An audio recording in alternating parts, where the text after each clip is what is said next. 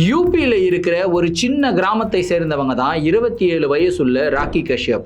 அவங்களுடைய கிராமம் என்னமோ சின்னது தான், ஆனால் இவங்களுடைய ஆம்பிஷன் அண்ட் ட்ரீம் ரொம்பவும் பெருசு. கான்பூர்ல அவங்களுடைய ஸ்கூலிங் அண்ட் அவங்களுடைய காலேஜை முடிச்சதுக்கு அப்புறம் அவங்க ஃபேஷன் அண்ட் மாடலிங்ல அவங்களுடைய கெரியரை ஸ்டார்ட் பண்றாங்க. இன்ஸ்டாகிராம்ல ஒரு பெரிய இன்ஃப்ளூயன்சரா ஆனதுக்கு அப்புறம் கூட அவங்க நிறைய ஃபேஷன் ஷோஸ்ல மாடலா கலந்துகிட்டு இருந்திருக்காங்க. அவங்களுடைய அன்றாடைய வாழ்க்கைய இன்ஸ்டாகிராம்ல இருக்கிற போஸ்ட், அதுக்கப்புறம் ரீல்ஸ், அதுக்கப்புறம் vlogs இந்த மாதிரி நிறைய போட்டு அவங்களுடைய சப்ஸ்கிரைபர்ஸ் கிட்ட ஷேர் பண்ணிக்கிட்டே இருப்பாங்களாம். எப்பயுமே டாப் டு பாட்டம் அவங்க அப்டேட்ல இருந்துகிட்டே இருப்பாங்க. ஆனா ராக்கியோடைய மனசுல மக்கள் மத்தியில நம்மளுக்கு ஒரு மிகப்பெரிய மரியாதை இருக்கணும் அப்படின்ற ஆசை இருந்துகிட்டே இருந்திருக்குங்க. இதனாலேயே அவங்க ரெகுலரா நிறைய பொலிட்டீஷியன்ஸை போய் மீட் பண்றது, அவங்க கூட போட்டோ எடுத்துக்கிட்டு அவங்களுடைய இன்ஸ்டாகிராம்ல ஷேர் பண்றது, அதுக்கப்புறம் பெரிய செலிபிரிட்டிஸை போய் மீட் பண்றது, அந்த போட்டோஸை ஷேர் பண்றது, இந்த மாதிரி ரெகுலரா பண்ணிக்கிட்டே இருந்தாங்க. ஒரு வருஷத்துக்கு முன்னாடி அவங்க லைசன்ஸ்டா ஒரு பிஸ்டாலுமே வாங்கி அவங்க கூட வச்சிருந்தாங்க. அந்த பிஸ்டால் வாங்கி வச்சது மட்டும் இல்லாம அந்த பிஸ்டாலை வச்சு அவங்க நிறைய ரீல்ஸ் எல்லாம் ஷேர் பண்ண ஆரம்பிச்சாங்க. இதெல்லாம் அவங்களுக்குள்ள ஒரு ஃபோபியா கிரியேட் பண்ண ஆரம்பிச்சதுங்க. மக்கள் எல்லாரும் என்ன பயங்கர பவர்ஃபுல்லான ஒரு பர்சனா பார்க்க ஆரம்பிக்கிறாங்க அப்படின்ற ஒரு ஹாப்பினஸ் அவங்களுக்கு வர ஆரம்பிச்சது. ஸோ அவங்கள ஃபாலோ பண்ணிக்கிட்டு இருக்கிற ஃபாலோவர்ஸோடைய மனசுல என்ன இருந்தது அப்படின்னா, அவங்க பார்த்துக்கிட்டு இருக்கிற ரீல்ஸ் எல்லாமே ஃப்ளைட்டில் போகிற மாதிரி, ஒரு லக்ஸூரியஸ் ஹோட்டலில் ஸ்டே பண்ணுற மாதிரி, ஒரு லக்ஸூரியஸ் காரில் ட்ராவல் பண்ணுற மாதிரி, அவங்க பார்ட்டிஸ் பண்ணுற மாதிரி, இந்த மாதிரி அவங்க ஒரு செம்மையான லைஃப் ஸ்டைல் வாழ்ந்துக்கிட்டு இருக்கிறோம் அப்படின்ற ஒரு பிம்பத்தை அவங்களுடைய ஃபாலோவர்ஸுக்கு மத்தியில் இவங்க கிரியேட் பண்ணிக்கிட்டே வந்தாங்க. மேலும் அவங்களுடைய இன்ஸ்டாகிராம் போஸ்ட்டில் ஒரு நாள் ஒரு இடத்துல இருக்கிற மாதிரி, ரிஷிகேஷில் போய் பஞ்சி ஜம்பிங் பண்ணுற மாதிரி, டார்ஜிலிங்கில் நைனிடாலில் போயிட்டு அவங்க ட்ராவல் பண்ணுற மாதிரி அவங்களுடைய ட்ராவல் vlogs ரொம்பவும் ரெகுலராகவே வர ஆரம்பிச்சதுங்க. மேலும் அவங்க ட்விட்டர் பகுதியில் என்ன போட்டிருந்தாங்க அப்படின்னா, கூடிய சீக்கிரம் நான் தாய்லாந்துக்கு ஷிஃப்ட் ஆகிட போகிறேன், அங்கே என்னுடைய வாழ்க்கையை ஜாலியாக என்ஜாய் பண்ண போகிறேன் அப்படின்னு சொல்லி போட்டிருந்தாங்க. அது மட்டும் இல்லாமல் யாரெல்லாம் என்ன ஹேட் பண்ணுறீங்களோ என்னுடைய ஹேட்டர்ஸுக்கு அது ஒரு செருப்படியாக இருக்கும் அப்படின்றதையும் போட்டிருந்தாங்க. இன்ஸ்டாகிராமில் கிட்டத்தட்ட 11,000க்கும் மேற்பட்ட ஃபாலோவர்ஸ் அவங்களுடைய இந்த லக்ஸுரி லைஃப் ஸ்டைலுடைய போஸ்ட் மட்டும் பார்க்கலாங்க. ஆனால் அவங்க ஒரு சில போஸ்ட் போட்டிருந்தாங்க. இந்த மாதிரி என்னை ஒருத்தன் ஏமாத்திட்டான், நான் லவ் ஃபெயிலியரில் இருக்கிறேன், அவனை நான் பழி வாங்கணும், அவனுக்கு முன்னாடி நான் பயங்கரமாக வாழ்ந்து காட்டணும். ஸோ குறிப்பாக இந்த ஆம்பளை வர்க்கத்துக்கு எதிரான அந்த ஹேட்ரேடாக போடுவாங்க இல்லையா, அந்த மாதிரி ஃபுல்லாக ஹேட்ரேடாகவும் போட்டுக்கிட்டு இருந்திருக்காங்க. ஸோ இப்படிப்பட்ட லக்ஸூரியஸான போஸ்ட் எல்லாம் போட்டுக்கிட்டு இருக்கும்போது நம்ம எல்லாருக்கும் ஒரு டவுட் வருங்க. உண்மையிலேயே ராக்கி இந்த மாதிரி லக்ஸூரியஸான ஒரு லைஃப் ஸ்டைல் தான் வாழ்ந்துக்கிட்டு இருக்காங்களா, இல்லை வாழ்ந்துக்கிட்டு இருக்கிற மாதிரி நடிக்கிறாங்களா அப்படின்ற ஒரு கேள்வி. அது மட்டுமே இல்லாமல் இவங்க இவ்வளோ லக்ஸூரியாக இருக்கிறாங்க அப்படின்னா இவங்களுடைய ஃபேமிலியுடைய பேக்ரவுண்ட் என்ன அப்படின்றதுடைய கேள்வியும் நம்மளுடைய மனசுக்குள்ளே வருங்க. ஸோ இந்த கேள்விக்குண்டான விடையெல்லாம் நீங்கள் தெரிஞ்சுக்கணும் அப்படின்னா இந்த வீடியோவை நீங்கள் முழுசாக பாருங்கள். ராக்கிக்கு என்ன ஆச்சு அப்படின்றத நீங்களே தெரிஞ்சுப்பீங்க. நான் உங்கள் Varadaraja and welcome to Varadaraja vibes. இது வரைக்கும் சேனலை சப்ஸ்கிரைப் பண்ணாமல் பார்த்துட்டு இருந்தீங்க அப்படின்னா சப்ஸ்கிரைப் பண்ணிக்கோங்க.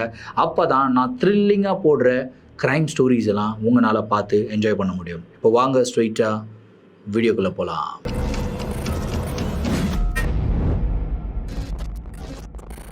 முதல் கேள்வி, ராக்கியோடைய குடும்பம் பயங்கர பணக்கார குடும்பமானு கேட்டிங்கன்னா கிடையாதுங்க.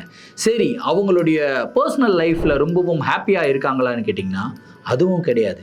ராக்கிக்கு 2 வாட்டி திருமணம் ஆயிருக்கு, அந்த 2 வாட்டியும் டைவர்ஸ் ஆயிருக்கு. ஆனால் ராக்கியோடைய இன்ஸ்டாகிராம் போஸ்ட் எல்லாம் பார்க்குறவங்களுக்கு இவங்க இவ்வளோ ஏழ்மையான குடும்பத்திலிருந்து வந்திருப்பாங்க அப்படின்னு சொல்லி கொஞ்சம் கூட யூகிக்கவே முடியாதுங்க. அவங்களுடைய பெரிய தம்பி சின்னதாக ஒரு ஃபாஸ்ட் ஃபுட் கடையை வச்சு நடத்திட்டு வந்தாப்புல, சின்ன தம்பி படிச்சுக்கிட்டு இருந்தாப்புல, படிப்பை விட்டுட்டு சும்மா சுற்றிக்கிட்டு இருந்தாப்புல. கிட்டத்தட்ட ஒரு 4 வருஷத்துக்கு முன்னாடி தான் அவங்களுடைய தந்தை இறந்து போயிட்டாங்க. கடந்த 7 வருடங்களா இவங்களுக்கும் இவங்களுடைய குடும்பத்தாருக்கும் பிரச்சனைகள் இருந்துகிட்டே இருந்திருக்குங்க. ஸோ இவங்க 7 வருஷமா இவங்களுடைய தம்பிகள் கிட்ட பேசினதும் கிடையாது, அவங்க அப்பா இறந்ததுக்கும் கூட போகலை அப்படின்னு சொல்லியிருக்காங்க. அதே மாதிரி இவங்களுடைய குடும்பத்தாரும் கூட ராக்கி கூட எந்த விதமான ஒரு சம்பந்தமும் 7 வருஷமா வச்சுக்கவே இல்லை அப்படின்றது ஒரு மிகப்பெரிய ஷாக்கிங்கான விஷயமா வந்தது. சரிப்பா, இதுக்கெல்லாம் என்ன காரணமா இருக்கும் அப்படின்னு சொல்லி ஒரு சந்தேகம் உங்களுடைய மனசுல வரும். இந்த கதையை முழுசா கேட்கும்போது அந்த சந்தேகத்துக்கு உண்டான விடையும் நீங்க தெரிஞ்சுப்பீங்க.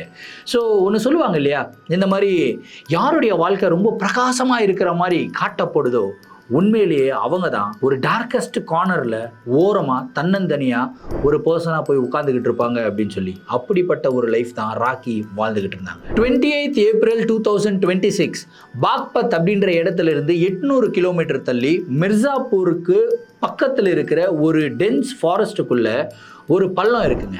அந்த பள்ளத்தில் ஒரு பெண்ணுடைய உடல் கண்டெடுக்கப்படுது. ஸோ அந்த உடல் பயங்கரமாக சிதைக்கப்பட்ட நிலையில் இருந்திருக்குங்க. அந்த உடலை போஸ்ட்மார்ட்டமுக்கு அனுப்புகிறாங்க. போஸ்ட்மார்ட்டம் ரிப்போர்ட்டில் என்ன சொல்கிறாங்க அப்படின்னா, இவங்களை கொடூரமாக கொண்டு இருக்காங்க, கழுத்து அறுக்கப்பட்டிருக்காங்க. அதுக்கப்புறம் அவங்களுடைய மின்புறமும் பின்புறமும் கத்தியினால் நிறைய வாட்டி குத்தி அவங்கள கொலை பண்ணியிருக்காங்க. அதுக்கப்புறம் அந்த இடத்துல டம்ப் பண்ணியிருக்காங்க அப்படின்னு சொல்லி. சரி, யாருடைய உடலாக இருக்கும் அப்படின்னு சொல்லி போலீஸ் விசாரிக்கும் போது தான் தெரியுது, அது வேற யாருடைய உடலும் கிடையாது, 27 வயசுள்ள ராக்கி கஷ்யப்போட உடல் தான் அப்படின்றத போலீஸ் கண்டுபிடிக்கிறாங்க. கிட்டத்தட்ட 800 கிலோமீட்டர் தள்ளி ராக்கியோடைய உடலை எப்படி போட்டிருப்பாங்க அப்படின்ற ஒரு கேள்வி போலீஸோடைய மனசில் இருந்ததுங்க. சரி, ஃபர்ஸ்ட் ராக்கிக்கு இந்த மாதிரி ஆயிடுச்சு அப்படின்னு சொல்லி அவங்களுடைய ஃபேமிலி மெம்பர்ஸ்க்கு இன்ஃபார்ம் பண்ணியிருக்காங்க. ஆனால் அவங்களுடைய ஃபேமிலி மெம்பர்ஸ் எதுவுமே ஷாக்கிங்காக எடுத்துக்கவே இல்லை. இன்ஃபேக்ட் அந்த பொண்ணு இறந்து போயிடுச்சு அப்படின்ற ஒரு துக்கம் கூட அவங்க கிட்ட கிடையாதுங்க.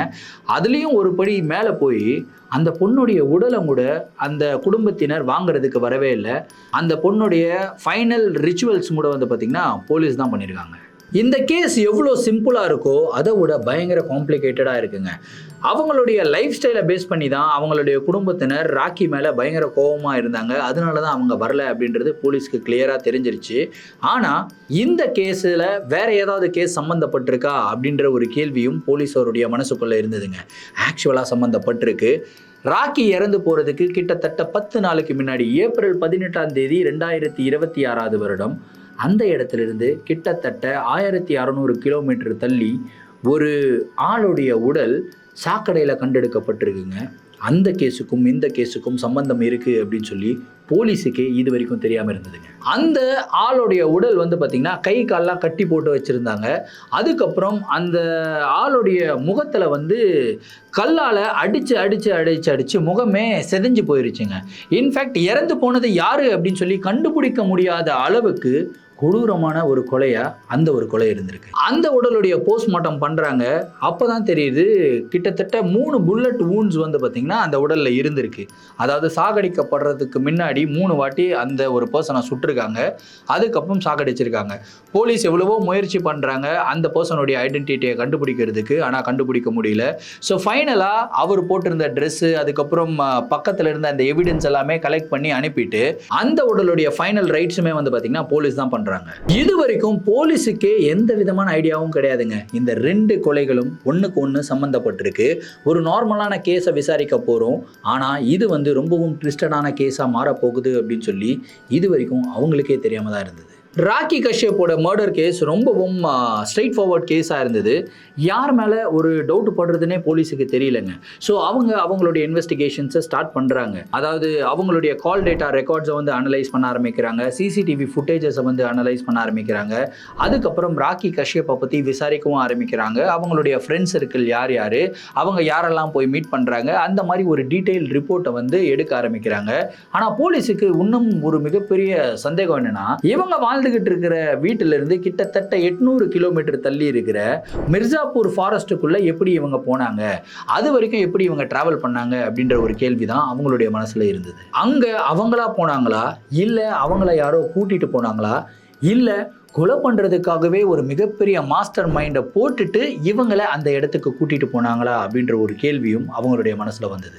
ராக்கியோடைய பெர்மனன்ட் அட்ரஸ், அதுக்கப்புறம் அவங்களுடைய ஃப்ரெண்ட்ஸ், அவங்களுடைய ரிலேட்டிவ்ஸ், அதுக்கப்புறம் அவங்க பக்கத்தில் இருக்கிற நெய்பர்ஸ், இந்த மாதிரி எல்லாரையும் போலீஸ் விசாரிக்க ஆரம்பிக்கிறாங்க. ஃபைனலாக இந்த கேஸில் ஒரு டிரெக்ஷன் தெரிய ஆரம்பிச்சுது. அந்த எல்லா டிரெக்ஷனுமே ஒரே ஒரு பர்சனை நோக்கி போக ஆரம்பிச்சுது. அந்த பர்சன் பேர் தான் கபில் சௌஹான். ஃபைனலாக போலீஸ் கபில் சௌஹானை தேடுறாங்க. சஹாரன்பூர் அப்படின்ற ஒரு இடத்துல கபில் சௌஹானை அரெஸ்ட் பண்ணுறாங்க. விசாரிக்கும் போது கபில் சௌஹான் சொன்ன டீட்டெயில்ஸை கேட்டு அவங்களே அதிர்ந்து போகிறாங்க. ஏன்னா இது வரைக்கும் போலீஸ் இந்த கேஸை ஒரு கோணத்தில் எடுத்துகிட்டு போனாங்க. ஆனால் இந்த கேஸுக்குள்ளே இன்னமும் பயங்கர ட்விஸ்ட் அண்ட் டர்ன்ஸ் காத்துக்கிட்டு இருக்கு அப்படின்னு சொல்லி அப்போ தான் போலீஸுக்கே தெரிய ஆரம்பிச்சது. ராக்கி டிஸ்ட்ரிக்ட் டெவலப்மெண்ட் ஏஜென்சி அப்படின்னு சொல்லப்படுற ஒரு கவர்மெண்ட் ஏஜென்சியில் கான்ட்ராக்ட் எம்ப்ளாயியாக ஒர்க் பண்ணிக்கிட்டு இருந்திருக்காங்க. ஆனால் அவங்களுடைய சோஷியல் மீடியா லைஃப்பை வச்சு பார்க்கும்போது பயங்கர லக்ஸூரியஸாக இருக்காங்கல்ல. இந்த மாதிரி ஒரு கான்ட்ராக்ட் எம்ப்ளாயாக இருந்துட்டு அதில் ரொம்ப கம்மியான சம்பளம் வரும். அந்த சம்பளத்தை வச்சு எப்படி இவ்வளோ லக்ஸுரியாக வாழ முடியும்? நீங்களே யோசிச்சு பாருங்கள். ஸோ இவங்களுடைய லக்ஸூரியஸ் லைஃப் ஸ்டைலுக்காக ராக்கி எடுத்துக்கிட்ட ஒரு ஆயுதம் தான் அவங்களுடைய இன்ஸ்டாகிராம் போஸ்ட். அவங்களுடைய இன்ஸ்டாகிராம் போஸ்ட்டில் ரொம்ப ரிவீலிங்காக அவங்க போஸ்ட் போட ஆரம்பித்தாங்க. அவங்களுடைய டார்கெட்டட் ஆடியன்ஸ் எல்லாமே வந்து பார்த்திங்கன்னா இந்த நார்மலாக இருக்கிற பப்ளிக் கிடையாதுங்க. ரொம்ப பணக்காரங்களாக இருப்பாங்க இல்லையா, அவங்கள பார்த்து டார்கெட் பண்ண ஆரம்பித்தாங்க. அதில் ஒரு சில பேர் ராக்கிக்கு மெசேஜஸும் அனுப்ப ஆரம்பித்தாங்க. இவங்களும் அவங்க கூட பேச ஆரம்பித்தாங்க. ஃபஸ்ட்டு ஃப்ரெண்ட்லியாக, அதுக்கப்புறம் டேட் போக ஆரம்பித்தாங்க. அதுக்கப்புறம் ரிலேஷன்ஷிப் அப்படின்ற ஒரு வலைக்குள்ளே அந்த பர்சன்ஸை விழ வைக்க ஆரம்பித்தாங்க. அதுக்கப்புறம் ஒரு சில ஃபோட்டோஸ் அண்ட் வீடியோஸ் எடுத்துகிட்டு அவங்கள பிளாக்மெயில் பண்ண ஆரம்பித்தாங்க. இந்த மாதிரி பிளாக்மெயில் பண்ணி இவங்க அளவுக்கு அதிகமாக காசு வந்து அவங்க கிட்டேருந்து பிடுங்கிட்டாங்க. அது மட்டுமே இல்லாமல் இந்த மாதிரி பிரச்சனைகள் வரும்போது மிகப்பெரிய பிரச்சனைகள்லாம் வரும் இல்லையா, அவங்களுக்கும் இவங்களுக்கும் நடுவில் சண்டைகள்லாம் வரும்ல, அந்த மாதிரி ஒரு சில வாய்க்காய் தகராறுகளும் ராக்கியோடைய லைஃப்பில் போய்கிட்டு தான் இருந்திருக்கு. ஆனால் அந்த மாதிரி வாய்க்காய் தகராறுகள் எல்லாம் அந்த லோக்கல் பொலிட்டிக்கல் கனெக்ஷன்ஸை வச்சு, அதுக்கப்புறம் அவங்களுடைய போலீஸ் ஃபோர்ஸ் எல்லாம் வச்சு ஒரு சில கனெக்ஷன்ஸ் இருக்குங்க. ஸோ அதை வச்சு இவங்க வந்து ஆஃப் பண்ணி வச்சுருக்காங்க. ராக்கியோடைய இந்த மாதிரி செயல்கள் எல்லாம் தெரிஞ்சுக்கிட்ட அவங்களுடைய குடும்பம் தான் ராக்கியை இதுக்கப்புறம் எங்கள் குடும்பத்தில் நீ சம்மந்தமே வச்சுக்காத, உனக்கும் எனக்கும் எந்த சம்மந்தமும் இல்லை அப்படின்னு சொல்லி குடும்பத்தை விட்டு ஒதுக்கியே வச்சுருக்காங்க. ராக்கியோடைய இந்த மாதிரி செயல்கள்னாலேயே அவங்களுடைய முதல் கல்யாணம் வந்து பார்த்திங்கன்னா டைவோர்ஸில் முடியுது. அதுக்கப்புறம் 2வது திருமணம் பண்ணிக்கிறாங்க, அதுவும் டைவோர்ஸில் முடியுது. அதுக்கப்புறம் இவங்க வந்து பார்த்திங்கன்னா அந்த இடத்த விட்டு யூபியில் இருக்கிற ஒரு சிட்டிக்கு வந்து ஷிஃப்ட் ஆகுறாங்க. அது ஷிஃப்ட் ஆகிறதுக்கு உண்டான முக்கியமான காரணம் என்னன்னு கேட்டிங்கன்னா, அப்போ இவங்களுடைய ஆஃபீஸில் ஒர்க் பண்ணுற ஒரு ஆஃபீஸர் 37 இயர்ஸ் உள்ள விக்ராந்த் குமார் அப்படின்ற ஆஃபீஸர் கூட ஒரு ரிலேஷன்ஷிப்பில் இருந்திருக்காங்க. அவர் கூட இவங்க ஒன்றா வாழணும் அப்படின்றதுக்காகவே இவங்களுடைய வீடை ஷிஃப்ட் பண்ணியிருக்காங்க. ஸோ இந்த விக்ராந்த் குமார் அப்படின்றவர் கூட இவங்க கிட்ட ஒரு 3 வருஷத்தில் ரிலேஷன்ஷிப்பில் இருந்திருக்காருங்க. அதுக்கப்புறம் அவருக்கு ஆல்ரெடி கல்யாணம் ஆயிருக்கு. அவங்களுடைய ஒய்ஃப் வந்து நோய்டாவில் ஒர்க் பண்ணிக்கிட்டு இருந்திருக்காங்க. அவருக்கு ஒரு பெண் குழந்தையும் இருக்குது. அவங்களும் அவங்களுடைய ஒய்ஃப் கூட நோய்டாவில் தான் இருந்திருக்காங்க. ஸோ அவங்க ஒய்ஃபுக்கும் இந்த மாதிரி ஒரு பிரச்சனைகளுக்கும் எந்த விதமான சம்பந்தமும் இல்லை. இன்ஃபேக்ட் அவங்களுக்கு தெரியும் கூட தெரியாது தன்னுடைய கணவர் இந்த மாதிரி பிரச்சனைகளில் மாட்டிக்கிட்டு இருக்காரு, இன்னொரு பெண் கூட வந்து சம்பந்தத்தில் இருக்காருன்னு சொல்லி தெரியாமல் தான் அவங்களுடைய வாழ்க்கையை அவங்க வாழ்ந்துக்கிட்டு இருந்திருக்காங்க. ஸோ ஒரு காலகட்டத்தில் ராக்கியும் விக்ராந்தும் கல்யாணம் பண்ணிக்கலாம் அப்படின்ற முடிவுகள்லாம் போயிட்டாங்க. இப்படியெல்லாம் போயிட்டு இருக்கும்போது தான் மதுரா அப்படின்ற இடத்துல விக்ராந்த் வந்து பார்த்திங்கன்னா ஒரு லேண்ட் வந்து வாங்குறாருங்க. ஸோ ராக்கி வந்து அந்த லேண்டை என் பேரில் வாங்கு அப்படின்னு சொல்லி விக்ராந்தை ஃபோர்ஸ் பண்ண ஆரம்பித்தாங்க. ஸோ இந்த ஒரு விஷயம் வந்து விக்ராந்துக்கு சரியாக படலை. லேண்ட் வந்து என் பேரில் தான் நான் வாங்குவேன், நான் உன் பேரில் வாங்க மாட்டேன் அப்படின்னு சொன்னார். ஸோ இந்த 2 பேருக்குள்ளே சின்னதாக பிரச்சனைகள் வர ஆரம்பித்ததே இந்த லேண்டை வச்சு தான். ஸோ விக்ராந்துக்கு கொஞ்சம் கூட ஒரு ஐடியாவே கிடையாதுங்க. ஸோ ராக்கி வந்து காசுக்காக தான் நம்ம கூட இருக்காங்க அப்படின்னு சொல்லி தெரியாமலே அவர் வந்து ராக்கி மேலே நிறையா பாசம் காட்டிக்கிட்டு இருந்திருக்காரு. ஸோ இந்த டிஃபரன்சஸ் அதிகமாக டெய்லியும் ராக்கிக்கும் விக்ராந்துக்கும் பிரச்சனைகள் வர ஆரம்பிச்சதுங்க. ஒரு காலகட்டத்தில் ராக்கி வந்து தன்னுடைய பொறுமையை இழந்துட்டு இன்னொரு பர்சனை காண்டாக்ட் பண்ணுறாங்க, சுதாரஸ் சௌஹான். இவர் யாருன்னு கேட்டிங்கன்னா ராக்கியோடைய இன்னொரு மாய வலையில் மாட்டி இருக்கிற ஒரு பர்சன். ஸோ சுதாரஸ் சௌஹான் கிட்ட இவங்க என்ன பேசுகிறாங்க அப்படின்னா, இந்த மாதிரி விக்ராந்த் ஒரு லேண்ட் வாங்கியிருக்கான், அதுக்கப்புறம் அவங்ககிட்ட நிறைய காசு இருக்குது, நம்ம 2 பேரும் சேர்ந்து இந்த விக்ராந்தை காலி பண்ணிட்டோம் அப்படின்னா அந்த லேண்டும் நம்மளுக்கு வந்துடும், காசும் நம்மளுக்கு வந்துடும், நம்ம 2 பேரும் ஜாலியாக நம்மளோட லைஃப்பை என்ஜாய் பண்ணலாம் அப்படின்ற ஒரு பிளானை போடுறாங்க. இந்த பிளானுக்கு அப்புறம் இவங்க விக்ராந்த் கூட நிறையா சண்டைகள் போட ஆரம்பிக்கிறாங்க. இன்ஃபேக்ட் சம்டைம்ஸ் கத்தியை தூக்கி வீச ஆரம்பிச்சிருக்காங்க, பொருட்களை தூக்கி வீச ஆரம்பிச்சிருக்காங்க. இருந்தாலும் விக்ராந்த் வந்து காதலிக்கிற பெண் தானே, இந்த சண்டைகள் எல்லாம் வரும் அப்படின்னு சொல்லி விட்டு கொடுத்து தான் போயிருந்திருக்காரு. ஆனால் ஒரு நாள் டிசம்பர் 25 அன்னைக்கு என்ன பண்ணுறாங்கன்னா, விக்ராந்தோடைய காரை இவங்க தீயிட்டு கொளுத்தியிருக்காங்க. இவங்க என்ன நினச்சிருக்காங்க, விக்ராந்த் காருக்குள்ளே தான் இருக்காரு அப்படின்னு சொல்லி. ஆனால் அந்த காருக்குள்ளே விக்ராந்த் இல்லை. பை காட்ஸ் கிரேஸ் டிசம்பர் அன்னைக்கு அவர் வந்து தப்பிச்சிட்டாருங்க. ஸோ இந்த ஒரு நிகழ்வுக்கு அப்புறம் விக்ராந்துக்கு ராக்கி மேலே டவுட் வர ஆரம்பிக்குது. ஒருவேளை நம்மளை சுற்றி நடக்கிற இந்த மாதிரி சாகடிக்கக்கூடிய முயற்சிகள் எல்லாமே ராக்கி தான் பண்ணுறாளோ அப்படின்ற ஒரு டவுட் வருது. சரி, இதுக்கப்புறம் நம்ம ராக்கி கூட ரிலேஷன்ஷிப்பை வச்சுக்க கூடாது, நம்ம தப்பு பண்ணிட்டோம், அந்த தப்பை தன்னுடைய மனைவி கிட்ட போய் சொல்லிடுவோம் அப்படின்னு சொல்லி அவர் வந்து அவருடைய மனைவி கிட்ட எல்லா தவறையும் வந்து ஒத்துக்கிறாருங்க. அவருடைய மனைவியும் பெருந்தன்மையாக அந்த தப்பெல்லாம் மன்னிச்சுட்டு இதுக்கப்புறம் இருந்தாலும் அந்த பொண்ணு கூட எந்த சம்பந்தமும் வச்சுக்காதீங்க அப்படின்னு சொல்லி ஒதுக்கிடுறாங்க. கிட்டத்தட்ட ஒரு 3-4 மாதம் ராக்கி வந்து விக்ராந்தை டார்ச்சர் பண்ணிக்கிட்டு இருந்திருக்காங்க. நீ திடீர்னு என்னை விட்டுட்டு போயிட்டா எப்படி, அப்படி இப்படின்னு இமோஷனல் டார்ச்சர் கொடுத்துருக்காங்க. ஆனால் விக்ராந்த் எதுக்குமே ஒத்துக்கலைங்க. எந்த ஒரு டார்ச்சருக்கும் எந்த ஒரு இமோஷனல் ஒரு பிளாக்மெயிலிங்க்குமே வந்து பார்த்திங்கன்னா அவர் வந்து அழிப்பணியலை அப்படின்னு தான் சொல்லணும். அதுக்கப்புறம் இவங்க ஒரு டேட்டை ஃபிக்ஸ் பண்ணுறாங்க. இந்த டேட்டில் விக்ராந்தை காலி பண்ணணும் அப்படின்ற ஒரு முடிவு எடுக்கிறாங்க. அப்போ தான் இந்த கேஸுக்குள்ளே இன்னொரு கேரக்டர் இன்வால்வ் ஆகுறாரு. அந்த கேரக்டர் கபில் சௌஹான். கபில் அந்த சுதாரஸ் சௌஹானுடைய க்ளோஸ் ஃப்ரெண்டுங்க. சுதாரஸ் வந்து கபில் கிட்ட போயிட்டு, நான் உனக்கு நிறையா காசு தரேன், அந்த ஆள்கிட்ட இவ்வளோ காசு இருக்குது, லேண்ட் இருக்குது, ஜுவல்ஸ் இருக்குது, எல்லாமே நம்ம எடுத்துக்கலாம், அதுக்கப்புறம் நம்ம வந்து ராக்கி கூட ஜாலியாக நம்ம லைஃப்பை ஸ்பெண்ட் பண்ணலாம் அப்படின்ற ஒரு ஆசையெல்லாம் காட்டி தான் கபில் சௌஹானையும் இந்த ஒரு கேஸுக்குள்ளே வலிக்கிறாங்க. ஸோ விக்ராந்தை கொலை பண்ணுறதுக்கு இப்போ 3 பேர் தயாராக இருந்தாங்க. ஆனால் ஒரு மிகப்பெரிய பிரச்சனை என்னென்னா, விக்ராந்த் ராக்கியை பார்க்கறதுக்கு வரதே கிடையாது. இன்ஃபேக்ட் ராக்கியுடைய ஃபோன் கால்ஸ் கூட பிக் பண்ணுறது கிடையாது. எப்படி விக்ராந்தை வர வைக்கணும் அப்படின்னு சொல்லிட்டு ராக்கி வச்சு ஒரு பிளானை போடுறாங்க. ஃபைனலாக ராக்கி திருந்துட்டா மாதிரியும், உங்ககிட்ட ஒரு மன்னிப்பு கேட்கணும், அதுக்காக மட்டும் தயவு செய்து என்னை பார்க்கறதுக்காக வா அப்படின்னு கெஞ்சி கூத்தாடி விக்ராந்தை வந்து அவங்களுடைய ஃப்ளாட்டுக்கு கூப்பிட்டுருக்காங்க. அந்த ஃப்ளாட்டில் ஆல்ரெடி சுதாரஸ் சௌஹானும் கபில் சௌஹானும் இருக்காங்க. ஃப்ளாட்டுக்குள்ளே விக்ராந்த் வந்ததுக்கப்புறம் ராக்கி வந்து விக்ராந்த் கிட்ட பேச ஆரம்பிக்கிறாங்க. திரும்பியும் வந்து மிரட்ட ஆரம்பிக்கிறாங்க. உன்னுடைய காசு நகை எல்லாத்தையும் என்கிட்ட கொடுத்துட்டு போயிரு, அதுக்கப்புறம் நான் உன்னை தொந்தரவு பண்ணவே மாட்டேன், நீ போயிட்டு நாங்கள் பாட்டுக்கு ஜாலியாக இருப்போம் அப்படின்லாம் மிரட்ட ஆரம்பிக்கிறாங்க. ஆனால் விக்ராந்த் அந்த ஒரு விஷயத்துக்கு அடிபணியவே இல்லைங்க.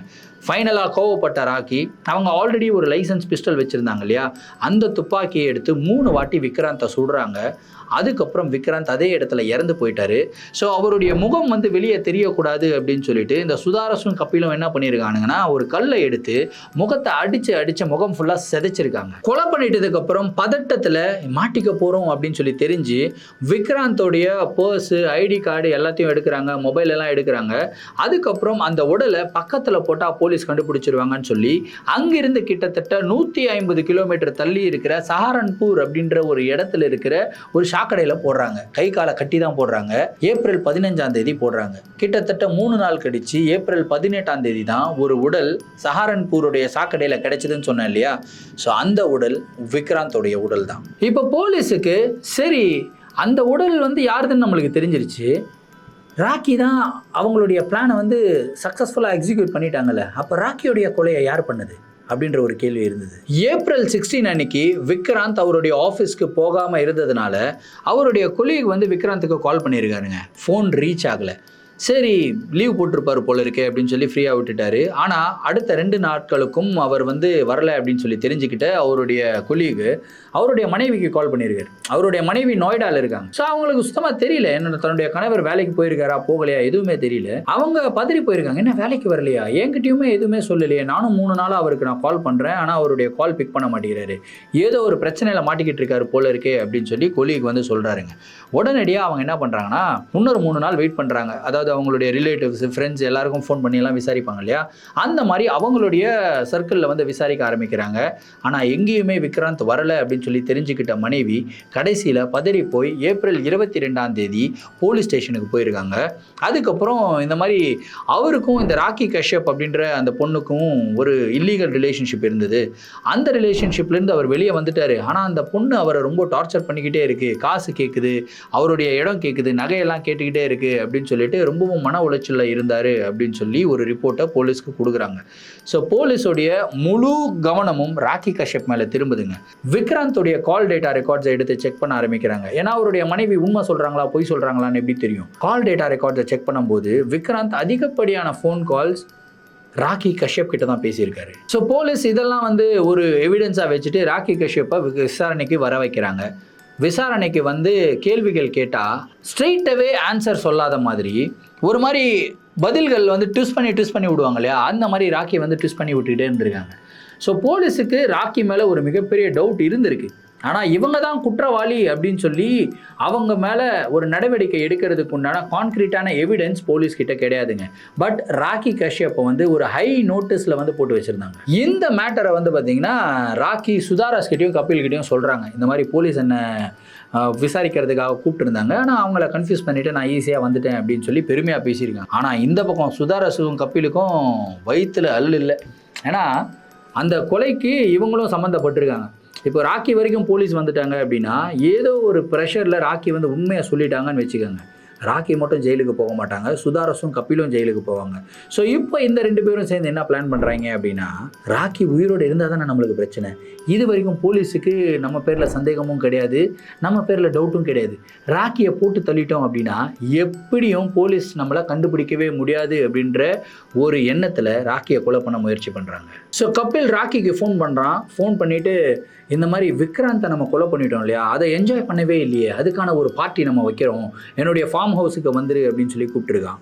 ராக்கியும் வந்து சரி இந்த என்ஜாய்மெண்ட்டை நம்ம ஜாலியாக என்ஜாய் பண்ணலாம்னு சொல்லிட்டு ஃபார்ம் ஹவுஸுக்கு போயிருக்காங்க. குடிச்சிருக்காங்க, நல்லா குடின்னு குடிச்சிருக்காங்க. அந்த இடத்துல சுதாரஸும் கபிலுமே வந்து பார்த்திங்கன்னா குடிக்கிற மாதிரி ஆக்டிங் பண்ணியிருக்காங்க, ஆனால் குடிக்கல. ஒரு கட்டத்தில் ராக்கி வந்து ஃபுல்லாக குடித்து பயங்கர மட்டையாகிற ஸ்டேஜில் இருக்கும்போது ராக்கியை அட்டாக் பண்ணியிருக்கானுங்க. ஃபஸ்ட்டு கழுத்து அறுத்துருக்கானுங்க. அதுக்கப்புறம் அவங்களுடைய முதுகு பகுதியிலையும் அவங்களுடைய மின்புறத்துலேயும் வந்து பார்த்திங்கன்னா கத்தியால் வச்சு குத்தி அவங்கள அதே இடத்துல கொன்று இருக்காங்க. அதுக்கப்புறம் ஒரு சாக்கு பையில் அவங்கள கட்டிட்டு 100 கிலோமீட்டர் 50 கிலோமீட்டர்னால் ஈஸியாக போலீஸ் கண்டுபிடிச்சிடுறாங்க. கிட்டத்தட்ட ஒரு 500-600 கிலோமீட்டர் தள்ளி போகலாம், ஒரு காட்டுக்குள்ளே தூக்கின்னு போய் போடலாம் அப்படின்னு சொல்லி அங்கே இருந்து காரை எடுத்துகிட்டு கிளம்பியிருக்காங்க. கிட்டத்தட்ட 800 கிலோமீட்டர் தள்ளி இருக்கிற மிர்சாப்பூருடைய ஃபாரஸ்ட்டுக்குள்ளே ராக்கியோடைய உடலை போட்டுட்டு வந்திருக்காங்க. இந்த எல்லா விஷயங்களும் போலீஸுக்கு இப்போதாங்க தெரிய வந்தது. அதுக்கப்புறம் சரி இந்த விக்ராந்தோடைய உடலை கிடைக்கவே இல்லையே, இவங்க அங்கே போட்டிருக்காங்க சஹாரன்பூரில் அப்படின்னு சொல்லி சர்ச் பண்ண ஆரம்பிக்கிறாங்க. ஸோ அந்த இடத்துல மிஸ்ஸிங் பர்சனு இந்த மாதிரி உடல் கிடைச்சிருக்கு, உடலை வந்து கலெக்ட் பண்ணாமல் போலீஸ் வந்து இறுதிச் சடங்கெல்லாம் பண்ணியிருப்பாங்க இல்லையா, அந்த ஒரு லிஸ்ட்டை எடுக்கிறாங்க. ஸோ ஃபைனலாக அவங்களுடைய கால் டேட்டா ரெக்கார்ட்ஸ், அதாவது விக்ராந்தோடைய கால் டேட்டா ரெக்கார்ட்ஸை செக் பண்ணி பார்க்கும்போது அந்த மொபைல் வந்து கடைசியாக எந்த ஒரு லொக்கேஷனில் இருந்திருக்கோ அதே லொக்கேஷனில் தான் ராக்கியோடைய மொபைலும் இருந்திருக்கு. அதுக்கப்புறம் ராக்கி வந்து சஹாரன்பூர் அந்த ஒரு சாக்கடை இருந்ததுன்னு சொன்னாலே, அந்த சாக்கடை பக்கத்தில் ராக்கியோடைய மொபைல் லொக்கேஷனை டிடெக்ட் பண்ணியிருக்காங்க. அதுக்கப்புறம் தான் போலீஸ் கண்டுபிடிச்சிருக்காங்க இந்த மாதிரி நம்ம இறுதிச் சடங்கு பண்ண ஒரு அன்னோன் பாடி தான் விக்ராந்தோடைய பாடி. இந்த வேலையை நம்ம முன்னாடியே பண்ணியிருந்தோம் அப்படின்னா விக்ராந்தோடைய உடலை அவருடைய மனைவிக்கிட்டே கொடுத்து ஃபைனல் ரைட்ஸாக பண்ண வச்சிருக்கலாம். But better late then never அப்படின்னு சொல்லிட்டு இந்த ஒரு விஷயத்தை அவருடைய மனைவி கிட்ட இன்ஃபார்ம் பண்ணுறாங்க. சரி, என்னதான் இந்த கேஸில் ஒரு கிளியர் டிரெக்டிவ் கிடைச்சா கூட கபில் சொல்கிற விஷயம் எல்லாம் உண்மை அப்படின்னு சொல்லி போலீஸ் எப்படி நம்புறது? ஸோ இதுவும் வந்து நம்ம செக் பண்ணலாம்னு சொல்லிட்டு ராக்கியோடைய கால் டேட்டா ரெக்கார்ட்ஸ் எல்லாம் செக் பண்ண ஆரம்பிக்கிறாங்க. ஸோ கபில் சொன்ன மாதிரியே அதிகப்படியான ஃபோன் கால்ஸ் ராக்கி சுதாரஸுக்கும் கபில் கிட்ட தான் பேசியிருக்காங்க. கடைசியாக ராக்கியோடைய ஃபோன் வந்து சுவிட்ச் ஆஃப் ஆச்சு இல்லையா, அந்த லொக்கேஷனை எடுக்கிறாங்க. கபில் சௌஹானுடைய லொக்கேஷனை எடுக்கிறாங்க. அவருடைய ஃபோன் லொக்கேஷனும் ராக்கியோடைய ஃபோன் லொக்கேஷனும் ஒரே லொக்கேஷனில் இருந்திருக்கு அப்படின்றத கன்ஃபார்ம் பண்ணுறாங்க. ஸோ எவிடன்ஸும் போலீஸ்கிட்ட ஸ்ட்ராங்காக கிடைச்சிருக்கு. ராக்கியை கொலை பண்ணது வேறு யாரும் கிடையாது, கபில் அண்ட் சுதாரஸ் தான் அப்படின்னு சொல்லி கோர்ட்லேயும் ப்ரொடியூஸ் பண்ணுறாங்க. ஸோ இந்த கதையுடைய முடிவில் எனக்கு பயங்கர வருத்தங்க. இந்த ஜெனரேஷன் எதை நோக்கி போய்கிட்டு இருக்கு அப்படின்ற ஒரு வருத்தம். ஈஸி மணி அப்படின்றத நோக்கி நிறைய பேர் இன்ஸ்டாகிராமில் இந்த மாதிரி விஷயங்கள் எல்லாம் பண்ணிக்கிட்டு இருக்காங்க. இன்ஃபேக்ட் நம்மளுடைய தமிழில் கூட நிறையா கிரியேட்டர்ஸ் இந்த மாதிரி இன்ஸ்டாகிராமில் அட்டூழியம் பண்ணிக்கிட்டு இருக்காங்க அப்படின்னு தான் சொல்லணும். ஸோ அதுக்கு அடிமையாக இருக்கிறது யார் அப்படின்னு கேட்டிங்கன்னா நம்மளுடைய நார்மலான மக்கள் தான். ஆனால் நம்மளுடைய நார்மலான மக்கள் அந்த லேடிஸ் எல்லாம் ஃபாலோ பண்ணிவிட்டு அவங்களுக்கு அவ்வளோ காசை போட்டுட்டு அவங்கள வந்து ஒரு பெரிய செலிபிரிட்டி ஸ்டேட்டஸுக்கு எடுத்துகிட்டு போயிட்டு உண்மையிலேயே ஒருத்தங்க கஷ்டப்படுறாங்க, உண்மையிலேயே ஒருத்தங்க வந்து அவங்களுடைய உழைப்பை போடுறாங்க, அவங்களுடைய டேலண்ட்டை காட்டுறாங்க. அதே மாதிரியான ஒரு சப்போர்ட்டை நீங்கள் அவங்களுக்கு கொடுக்குறீங்களா அப்படின்ற ஒரு கேள்வி ஒரு பர்சனுமே இந்த வீடியோவோட முடிவில் வந்து தன்கிட்ட கேட்டுக்கணுங்க. To be very frank, personally என்ன கேட்டிங்கன்னா, நான் எப்பயுமே உண்மையாக டேலண்டடாக ஒர்க் பண்ணுற நிறைய பேர், அவங்க என்ன ஃபீல்டு வேணால் இருக்கட்டும், ஸ்போர்ட்ஸ் ஃபீல்டாக இருக்கட்டும், இல்லை மீடியா ஃபீல்டில் இருக்கட்டும், இல்லை யூடியூபர்ஸாக இருக்கட்டும், யாராக இருந்தாலுமே நான் அவங்களுக்கு ப்ராப்பரான ஒரு ரெஸ்பெக்ட் கொடுத்து என்னால் முடிஞ்ச சப்போர்ட்டை வந்து நான் அவங்களுக்கு பண்ணுறேன். சப்போர்ட் பண உதவியிலே தான் பண்ணணும் அப்படின்றது கிடையாது. உங்களுக்குமே தான் நான் சேர்த்து சொல்கிறேன்.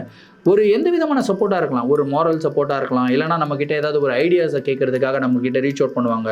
இன்ஃபேக்ட் நீங்கள் போடுற எல்லா கமெண்ட்ஸுக்குமே என்னுடைய எல்லா சேனல்ஸ்லுமே நான் ரிப்ளை கொடுத்துக்கிட்டே இருக்கேன். அதுக்குண்டான காரணமும் இதுதான். ஸோ மேக்ஸிமம் ஏதாவது ஒரு ஹெல்ப் அப்படின்னு சொல்லி நம்மக்கிட்ட ஏதாவது ஐடியாஸ் தான் கேட்பாங்க. அந்த ஐடியாஸ்லாம் நம்ம ஹெல்ப் பண்ணிகிட்ருக்கோம். இதே மாதிரி எல்லாரும் கொஞ்சம் யோசிச்சிங்க அப்படின்றது தான் நான் வந்து ஒரு ரெக்வஸ்ட்டாக வச்சுக்கிறேன். இதுதான் நீங்கள் பண்ணணும் அப்படின்ற அட்வைஸ்லாம் என்னால் சொல்ல முடியாது. Because each and every person is different. So ஒரு ப்ராப்பரான டேலண்டடான ஆர்டிஸ்ட்டுக்கு வந்து நம்ம சப்போர்ட் பண்ணுவோம். இந்த மாதிரி அட்டூழியம் பண்ணணும் அப்படின்னு நினைக்கிறவங்க, ஜஸ்ட் மணிக்காக எது வேணால் பண்ணலாம் அப்படின்னு நினைக்கிறவங்கள தயவுசெய்து கொஞ்சம் சப்போர்ட் பண்ணாமல் இருந்தீங்க அப்படின்னா நம்மளுடைய இன்ஸ்டாகிராம் கம்யூனிட்டியும் நல்லாயிருக்கும், நம்மளுடைய கிரியேட்டர் கம்யூனிட்டியும் நல்லாயிருக்கும் அப்படின்ற ஒரு ரிக்வெஸ்ட்டை தான் உங்ககிட்ட வச்சுக்கிட்டு இந்த ஒரு வீடியோவை நான் முடிக்கிறேன். ஸோ இந்த ஒரு வீடியோவை பற்றின உங்களுடைய கருத்துக்கள் என்ன அப்படின்றத கமெண்ட் பாக்ஸில் சொல்லுங்கள். அடுத்து நான் வேறு எந்த ஒரு கேஸை பற்றி பேசணும் அப்படின்னு நீங்கள் நினைக்கிறீங்களோ அந்த ஒரு கேஸை பற்றின டீட்டெயில்ஸ் கமெண்ட்ஸில் போட்டிங்க அப்படின்னா கண்டிப்பாக அந்த ஒரு கேஸை பற்றி ரிசர்ச் பண்ணிவிட்டு நான் வீடியோஸாக போடுறேங்க. மீண்டும் அடுத்த ஒரு வீடியோவில் உங்களை சந்திக்கும் வரை நான் உங்கள் Varadaraja signing off. Thank you and bye.